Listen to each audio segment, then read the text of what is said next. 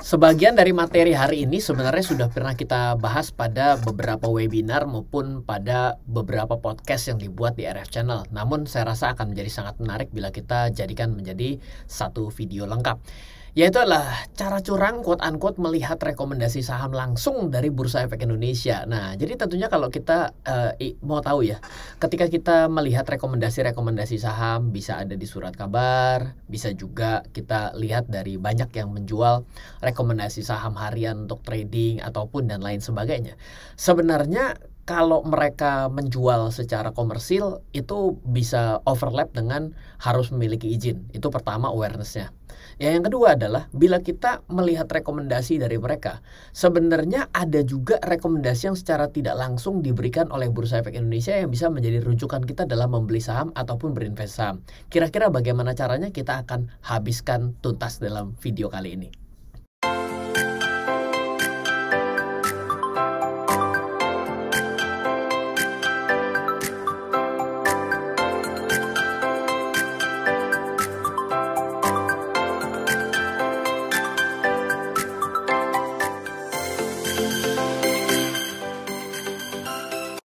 Welcome back di RF Channel on YouTube. Senang sekali saya bisa menyapa kembali teman-teman semua di weekend kali ini. Dan tema weekend kali ini adalah quote unquote adalah cara curang melihat rekomendasi saham langsung yang diberikan oleh Bursa Efek Indonesia.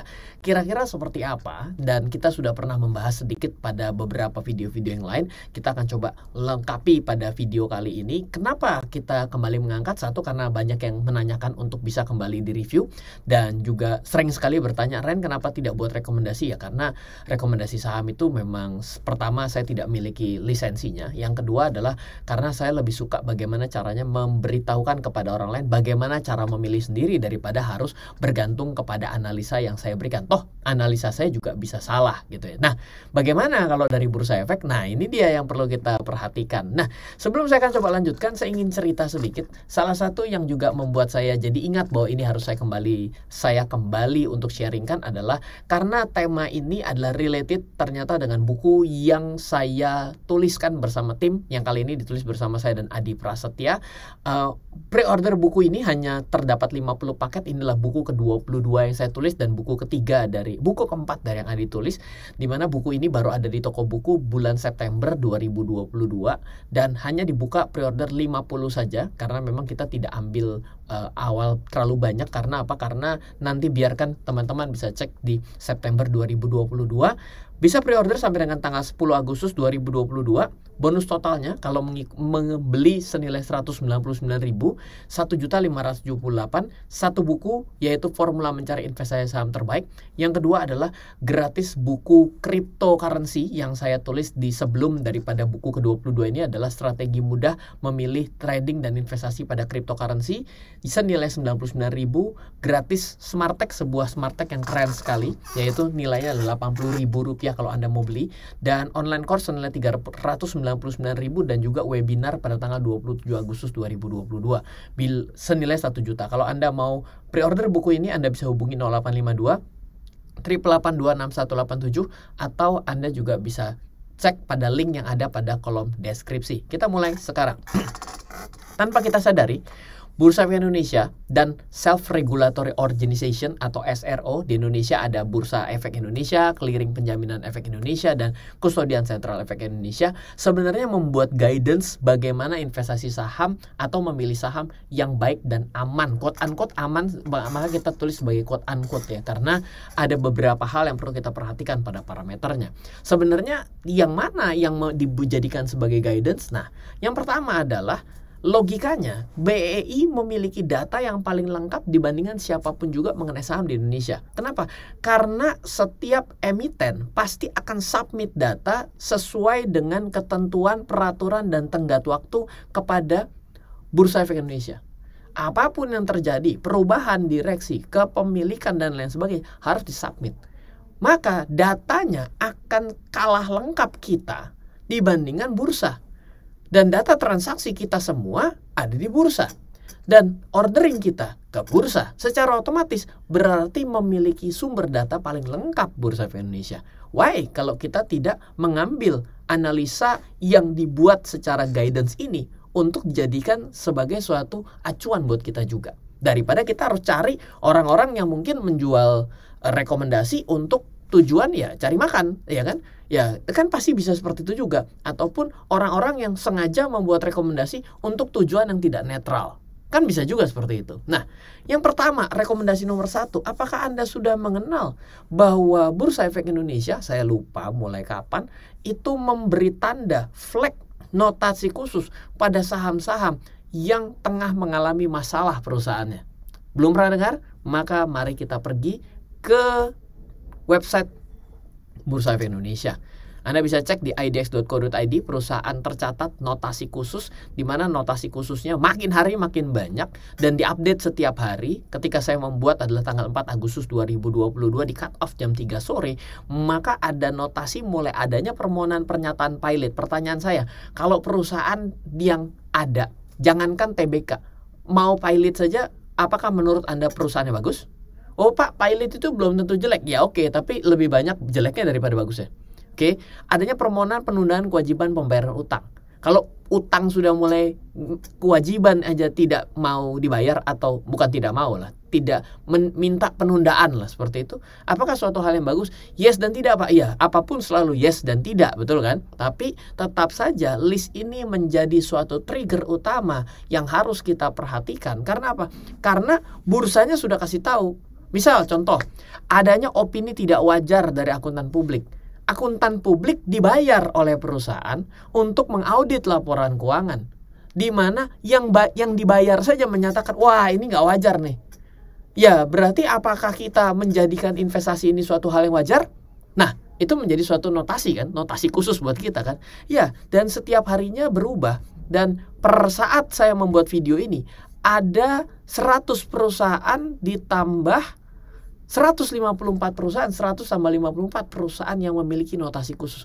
Lumayan, Anda mendapatkan suatu highlight dari 790-an, ada 154 yang perlu Anda aware bahwa kalau tiba-tiba ada rekomendasi beli atas saham perusahaan ini, ya, bukan selalu jelek, menjadi rekomendasi beli, mesti lihat lagi angle-nya seperti apa. Betul?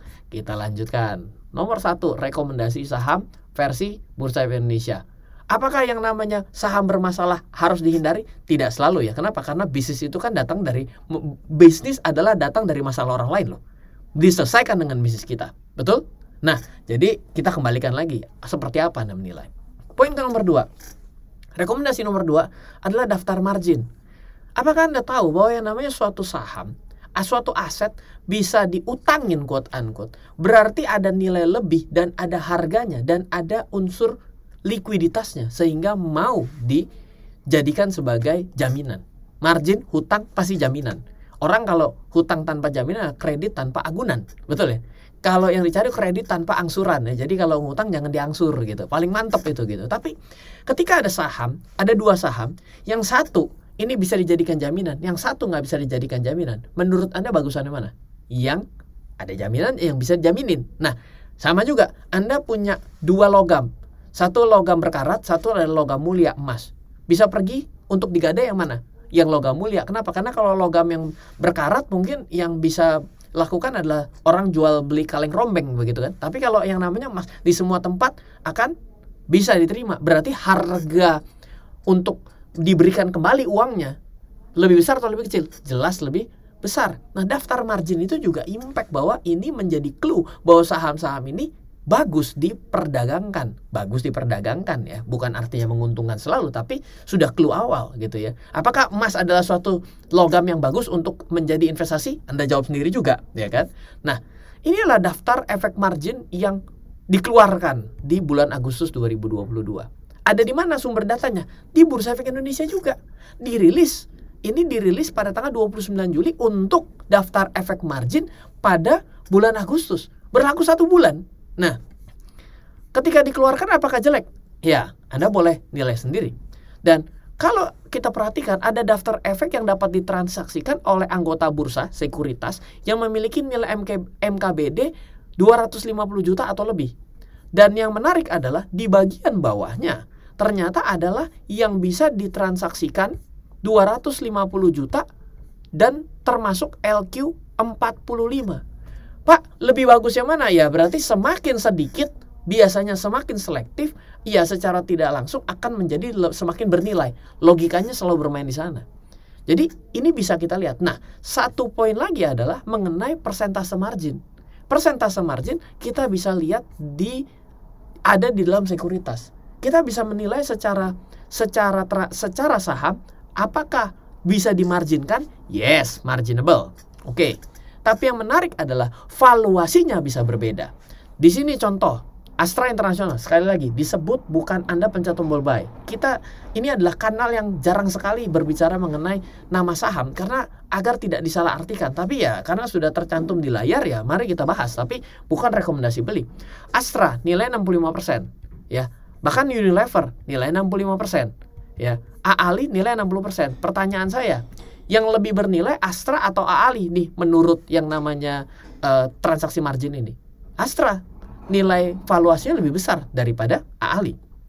Lupa, Unilever turun terus. Ya kan saya bilang perlu pemahaman lebih, tapi kelayakan saham bisa kita lihat dari nilai valuasi dari marginnya, seperti itu. Oke? Rekomendasi 1, rekomendasi 2, ada rekomendasi ketiga. Rekomendasi ketiga adalah indeks dan sektoral. Nah, ini penting untuk kita juga ketahui bahwa saya juga bilang gitu, ada indeks-indeks yang sudah ada di Bursa Efek Indonesia yang diklasifikasikan. Contohnya, karena secara tidak langsung mengikuti rekomendasi saham adalah indeks daftar syariah. Berarti yang masuk dalam Jakarta Islamic Index, ya berarti adalah yang direkomendasikan Bursa Efek Indonesia yang diyakini oleh semua orang yang mau berinvestasi secara syariah, betul nggak? Itu diikutin, betul nggak? Berarti ini menjadi salah satu cara untuk kita berinvestasi. Nah, listnya juga bisa kita pelajari bahwa ada sangat banyak indeks, ya. Indeks saham ada IDX 80, LQ45, IDX 30, dan ini ada di buku yang sebelumnya adalah Yuk Nabung Seluruh Saham. Itu adalah salah satu strategi indeks juga. Ada juga sektoral ya di sini. Nanti kita bicara mengenai contohnya, kita tidak bicara sektoral tapi contohnya yang baru saja kita bahas dari dividen. Nah, pada video sebelumnya kan adalah list saham yang membagikan dividen ya. Nah, di minggu lalu ini juga menjadi salah satu cara untuk kita memfilter susah-susah gitu ya. Kenapa? Karena lupa kenapa nggak masuk. Loh, kenapa nggak masuk ya tanya sama bursa. Kenapa? Karena ada suatu kriteria, yaitu adalah mengukur kinerja harga 20 saham membagikan dividen tunai selama 3 tahun terakhir dan memiliki dividen yield, yang dikejar yieldnya. Kenapa yield? Kalau yield berarti harga dibandingkan nominal yang dikeluarkan secara dividen tunai, dia besar pada saat itu, seperti itu. Jadi ini adalah sesuatu yang bisa kita gunakan juga. Nah, selanjutnya adalah sektoral. Nah, kita bisa tidak secara subjektif menentukan saham performa bagus dan tidak bagus dengan bisa melihat pemetaan secara sektoral. Nah, sektoral itu bisa kita lihat di sini. Di bagian selanjutnya dari indeks itu ada indeks sektoral, di mana baru saja terjadi pergantian indeks sektoral karena sebelumnya menjadi tidak relevan. Contohnya, dulu tidak ada yang namanya IDX sektor teknologi. Dan ternyata banyak perusahaan tech company yang masuk ke bursa. Akhirnya akan menjadi salah dalam melakukan klasifikasi. Makanya diperbaharui menjadi IDX energi, barang baku, perindustrian, konsumen primer, konsumen non-primer, kesehatan, keuangan, properti real estate, teknologi infra dan transport serta logistik. Dengan kita melihat secara sektoral, jawabannya adalah kita bisa tidak secara subjektif menentukan saham perform bagus dan tidak bagus. Kok bisa? Kita bisa membandingkan satu secara lebih head to head. Masa saham jualannya adalah misalnya saham adalah jualannya baju retail dilawan dengan tambang misalnya. Ini kan karena ketidaktahuan, betul nggak? Nah, kita bisa lihat secara sektor yang sama sehingga secara tidak langsung menjadi lebih tidak secara subjektif menilai. Nah, selanjutnya juga kita bisa melihat secara rata-rata. Selama ini kan banyak yang tanya, Pak, kalau saya mau cari secara saham perbankan, Pak, berapa per yang pantas, Pak? Lah, kenapa tidak mengambil seluruh saham bank, lalu di rata-rata pernya? Loh, Pak, tapi kan yang ada yang market cap besar yang kecil. Nah, ini lu udah lebih tahu lagi nih. Kita singkirkan dulu lah orang-orang yang sudah tahu ini ya. Kenapa? Karena biarkan mereka memiliki metode sendiri dalam menseleksi. Tapi ya, berarti secara tidak langsung contoh sederhana di layar Anda. Rata-rata per perbankan, dari seluruh sektor subsektor bank pada sectoral finance itu adalah 15,41. Sekarang kita ketemu yang PR 40. Berarti lebih tinggi jauh atau tidak? Lebih tinggi jauh. Nah, kita memang perlu ukuran-ukuran sederhana seperti itu dalam berinvestasi. Kenapa? Karena kalau kita selalu mencari suatu cara yang sulit, ya kita pasti bisa. Tapi yang sulit pun belum tentu bisa menghasilkan untung yang besar loh. Dan belum tentu juga tidak rugi loh. Berarti ya kembali lagi back to basic, dalam berinvestasi kita perlu cara-cara sederhana agar kita bisa berinvestasi. Semoga pembahasan kita pada kali ini menjadi suatu hal yang sangat berharga, bisa kita praktekkan juga dan bisa dibagikan juga. Saya juga kembali menginformasikan bahwa salah satu yang kita bahas mengenai sektoral itu juga dibahas pada buku ke-22 yang bisa Anda pre-order sampai dengan tanggal 10 Agustus 2022 dengan harga 199.000. Anda akan mendapatkan buku lebih cepat daripada Anda tunggu di toko buku September. Total bonusnya 1.578.000.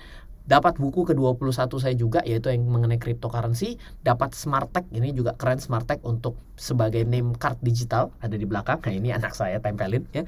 Dan gratis online course untuk formula investasi indeks saham senilai 399 dan juga webinar tanggal 27 Agustus 2022. Anda bisa order di 0852 882 6187 sekarang atau klik pada kolom deskripsi. Semoga selalu bermanfaat. Dari saya Ryan Filbert, salam investasi untuk Indonesia. Halo, terima kasih sudah menyaksikan video di RF Channel on YouTube.